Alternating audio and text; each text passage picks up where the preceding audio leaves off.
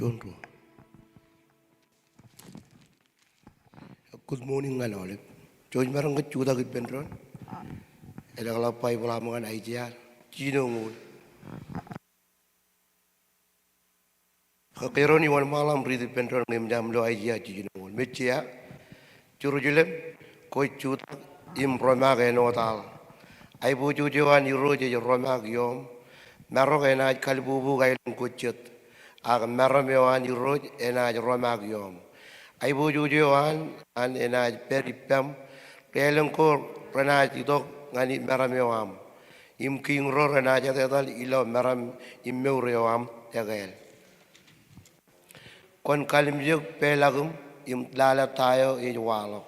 Armi roam rekopa ipendron berren.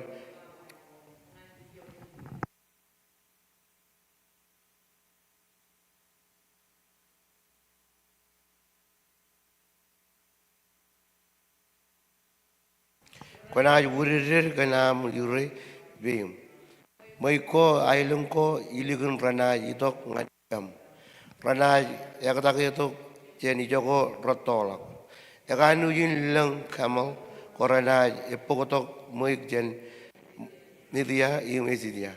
Rana epokotok kol imujur jen jeba. Armi rana kwalo ennaneo emman kan menoko irojar kamani. Rana pokotok cibugo odem jitjen imnederia. Pues irojana kaman pues tampeleo han en aibojulak jen mogota. Wan tagor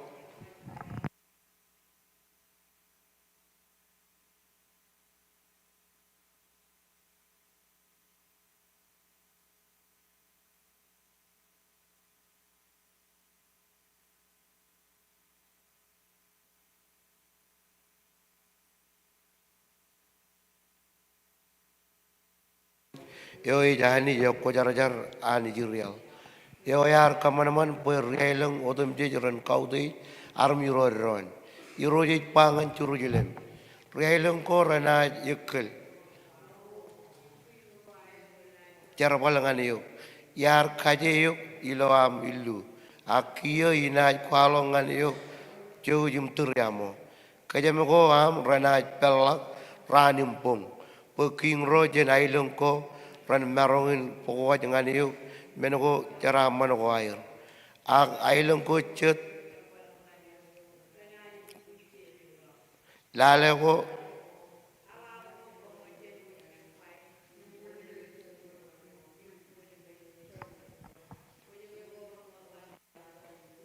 dulu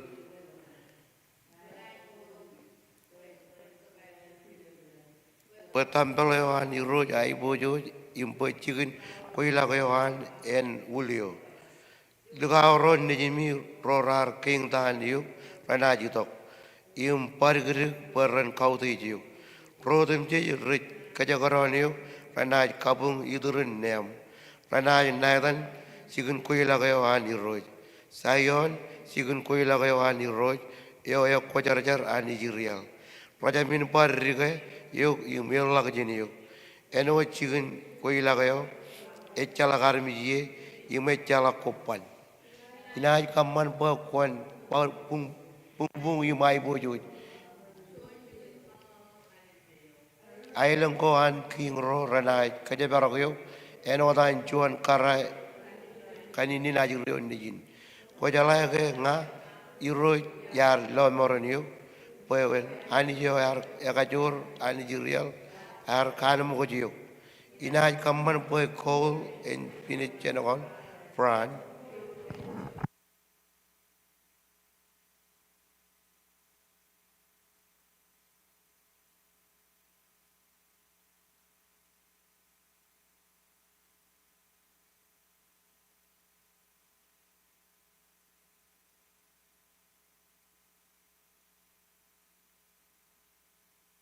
Inaj wadake yum katar nganiuk eno chuan horror. Kwanaj nabar yuro yu hal ejamin par merok iloran imalung ejamin par merok ilopung nga yuro inaj meromiom nganin reo meromin ay bojo jo ha enaj romagiom ran impurwam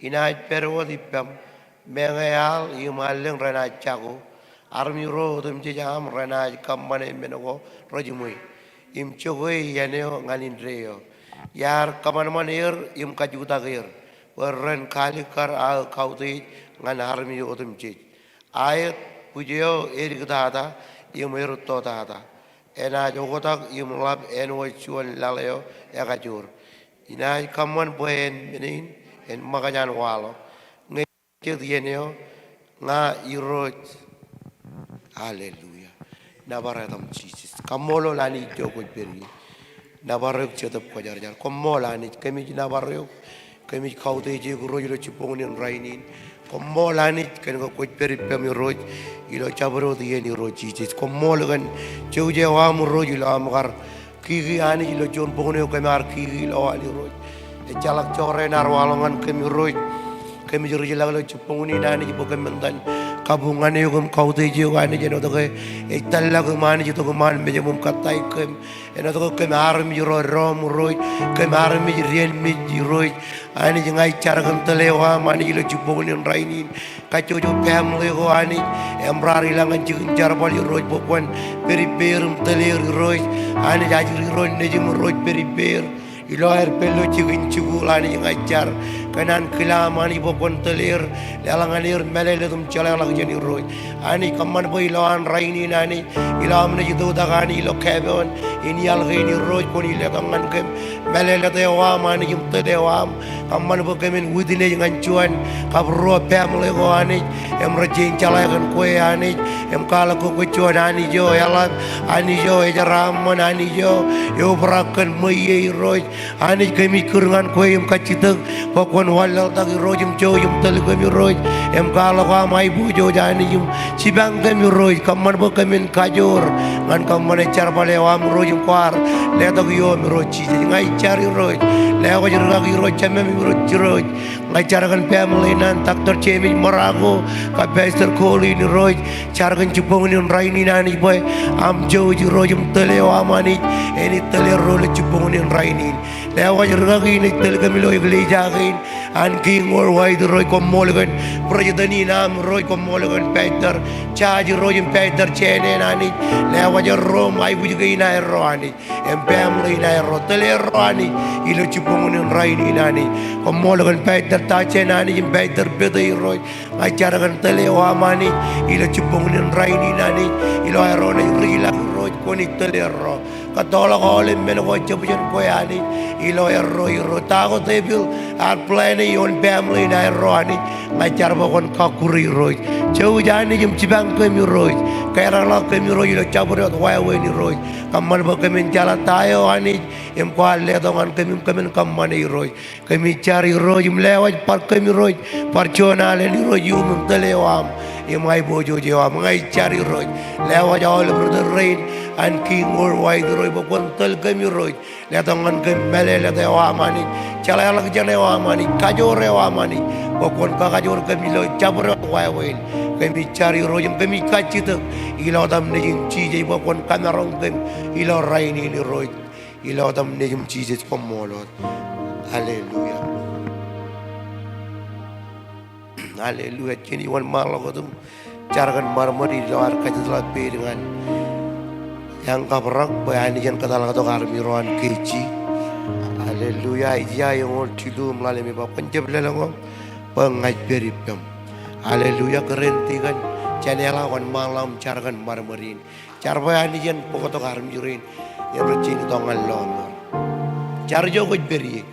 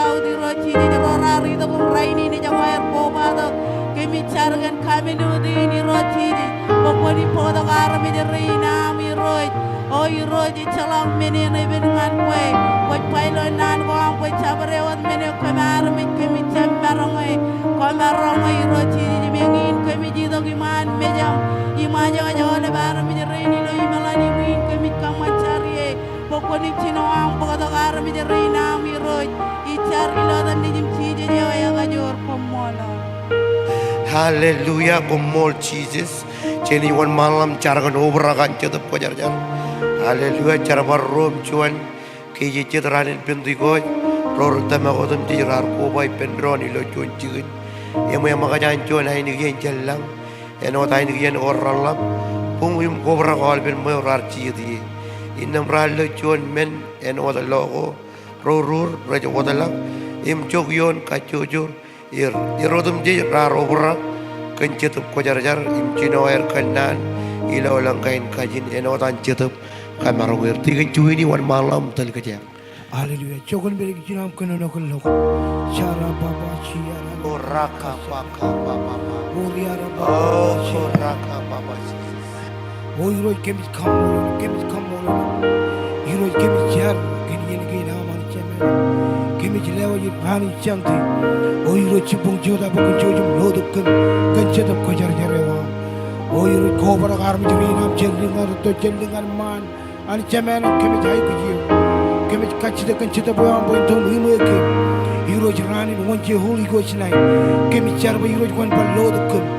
Yen ginan ministry ge taije palaire jarere. Iro kon jojum kobra kajojo armi jirinam. Kain wet gole. Iro cemen bo ko bailo nan ko bo kona jiru dagam cetep ko jar yon kan dia ko dum cet. Cipung ni reni kemis hai kujiu. Kamana bo iro kemin over kan cetep ko jar. Kamana bo kemin jia bo yo me ko bailo nan kina. Iro cipung ni reni kemis lewat kem. Iro jene cetero me rejhaman cemen. Kamana bo iro jiram do giman me jam kemin kabelak buruam. Kamana bo cetep ko jar. Pois welcome ilo nur gina mani chemena komol kantain bit kamani iro jilo kajo jo rano dem je kemit kaji de gibam pokon jo jum jil kan takam chetam ko jar jar yo mo iro jikan kamar ba kemit ko ba kamar ba la balgam e ba ge iro jilo meno dem je iro jikam kai ku jiyo kem jai ku chetam ko jar jar wam pain tum lo de kem iro jilo rano dem je iro jilo cipuni kemit kamol le kantain bit kamani ko ba kar mi jeri nam par juana le ke chetam ko jar jar wam iro edam Jesus komolot hallelujah Hallelujah, komol Jesus. Jenny wan malam carkan fine, Jenny kotak fine jawan mawim taxit, cilu poin lalu million ilo kacu jualang. Ebai ci kap springtail cilungul tau Jenny ilo kacu jualang. Ina tin carkan rongol tau Jenny ilo kacu juwik.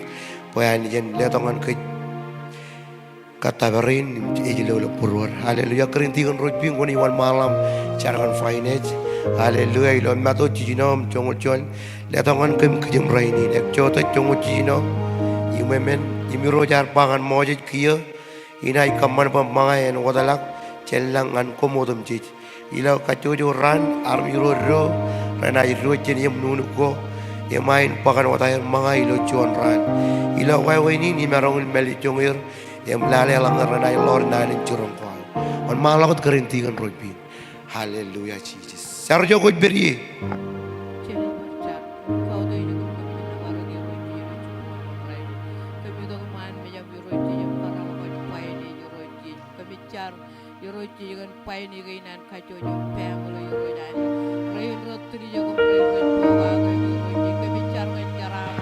Oh Lord Jesus.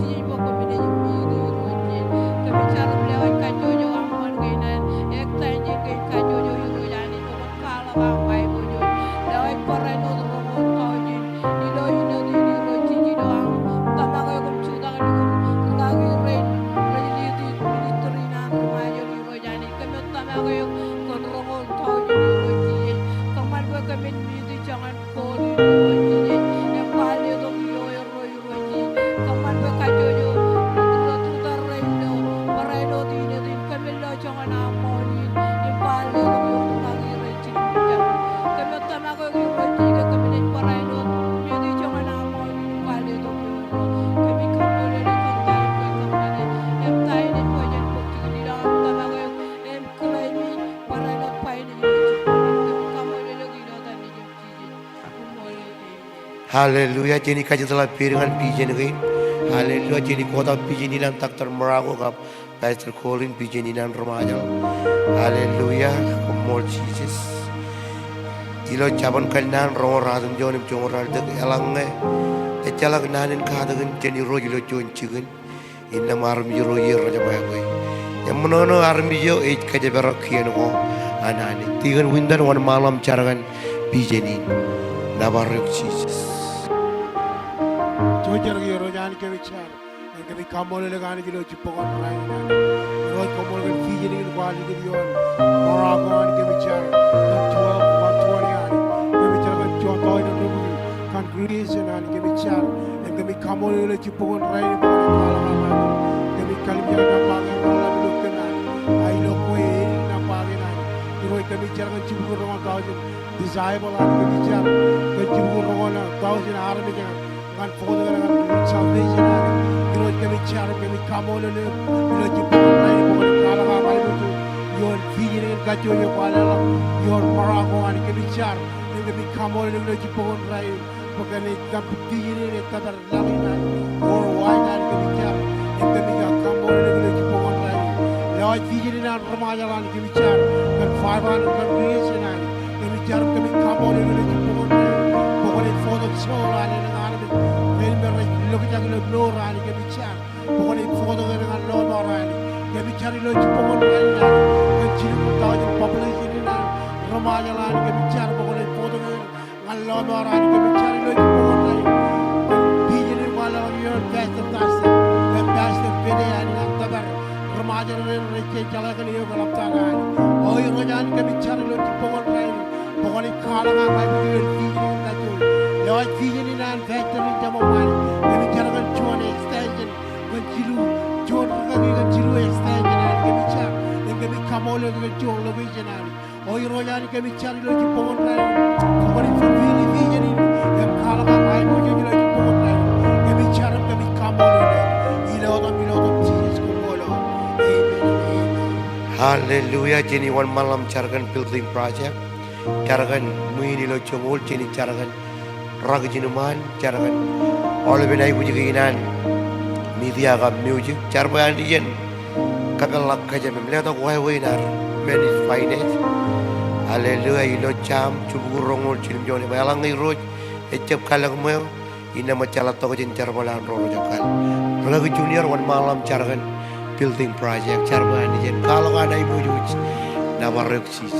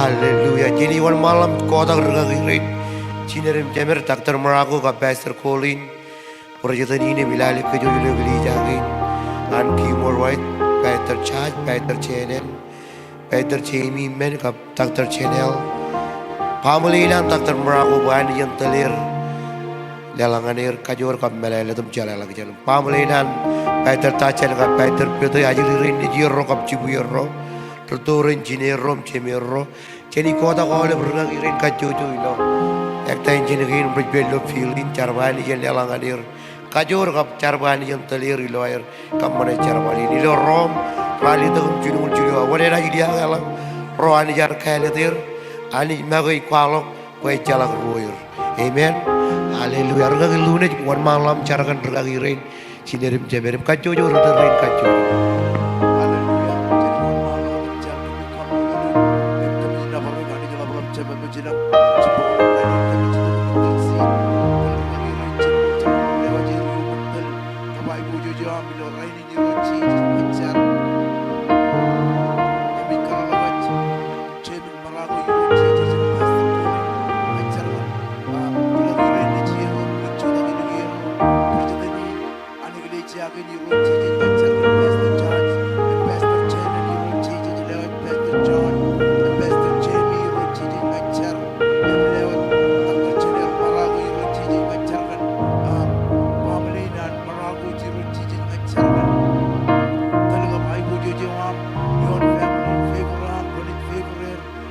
raini di roji ngajar oi roji no ande lagi roji lagi raini ilo aro ilo ngacigin breathing roji ngajar ko kunut telero kaman bay ro tabarji kaman betago roji no dewa planning and raini impone luki chipung roji char Jesus kunut mercy kunut family kun kajo rewam leton ngade ro kajo leton ngade ro peran dalilo aro dalilo ministry em kwalde to giwana ngajar ko iro kunut kabal kajo ngade ro leton ngade ro erremal plan em karakwam ngade ro iro jino aro kale gidi chari ngajar mi kamolele imit nabar kan tain ko kamane em tain ik project in putchigin yon ro iro kalap chino chau iro chiji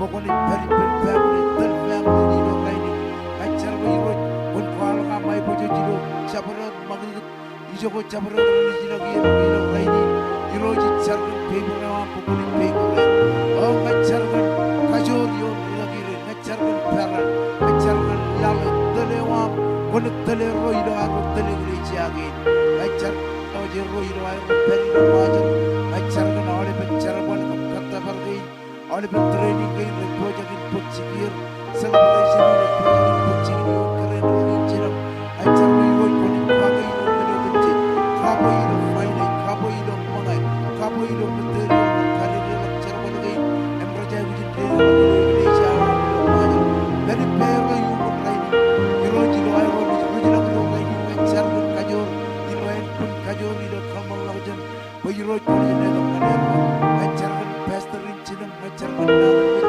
yang berperan di bawah iro pun karu yang lajan leto kaner kajor leto kaner peran iro kamal lajan ajar pun iro tagur lejar planning project and planning iro ajar pun bijin rupi kan kajor iro ajar ini kamu lagi bijin dapat ketain ke kemana ketain ini project in putchigin yon lagi rencana untuk berlaku kami kamu lagi perjuangan ilo Jesus kumol haleluya Haleluya komol chije jeni wan malam caragan kajojo ministry kain kajojo haleluya ngakojin problem ministry ujum wan mantangan jinuman ilo arwo charbani jen letongan kej tel cala lag jane wanani yoro kajojo ilo ar kamane charbali nani ilo kajojo ministry kain nabaretam Jesus jenjari rojani komol kan kajojo ya terai di rojum kuar kaya di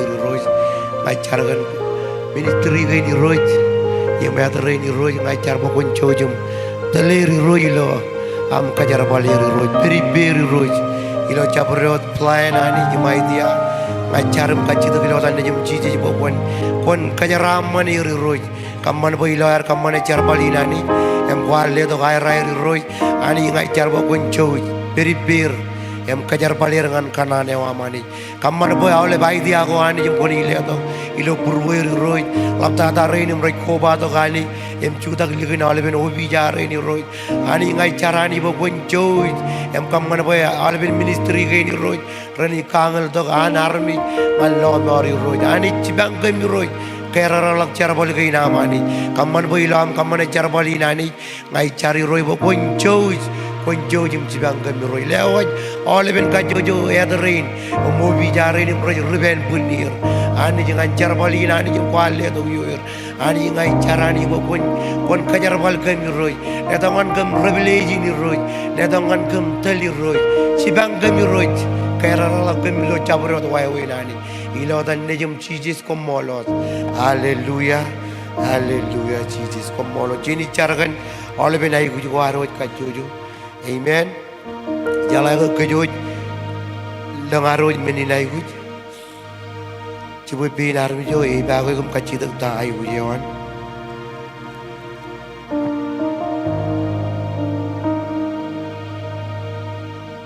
Jenikan tu ni ko ada ruang iro cinerim demeri lair perilo majal cara kan ai buji lair roi lo majal kabar edam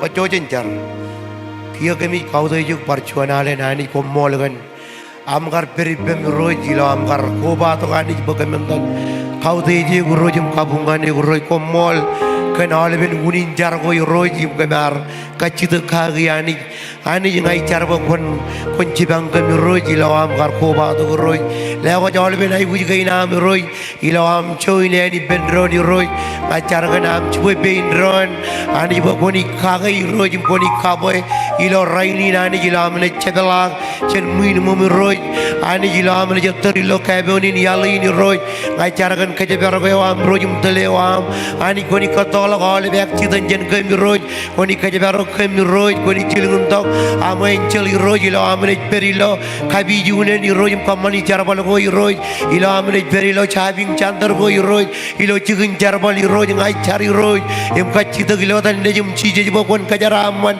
ale menodam je kami ni kamani ilo rainin ani ngai cari roi po ilo am le jada dal lo kaboni ni algai ni roi ani kaman bo kami uitile jangan ro family roi rom rajen calagan ko ani em re kaman kan kanan gai na rani lewa ragi rein cilemim demem ni roi ayu buji gai na ro ani ngai caragan takter merago ka pastor kolin prajadani na mi roi mo tel kami lo igli jagain pastor chaj ka pastor chene ni roi lewa pastor tachen ka pastor petai roi ilo ro bello majal roi ngai caragan kagai wamani tele wamani jim koncoi em cibang roi polak mogajane roi lelangane ro kajori lo en bunni roi ani ngai caragan kajojor the rain and king worldwide ani boboni tel kami lo rainin koni katola all plan one tebilani koni kapuri kan kajore wamani koni cibang kami ani lo cabre wai wen go ani jim kami ni kamani ani lo raini nani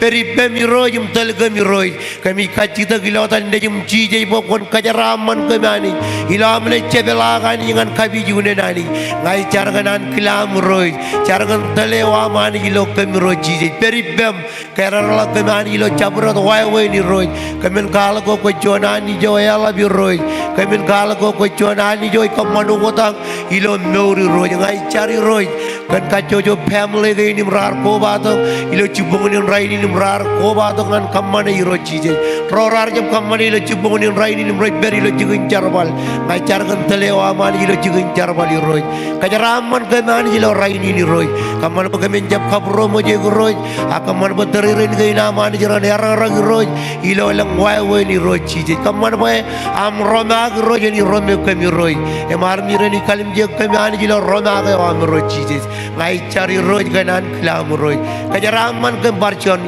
wai ni roi cije ilo cabrot wai ni am roi cije kami cari roi em kami kaji de gilo tan nejum cije imol bran wai benron amen.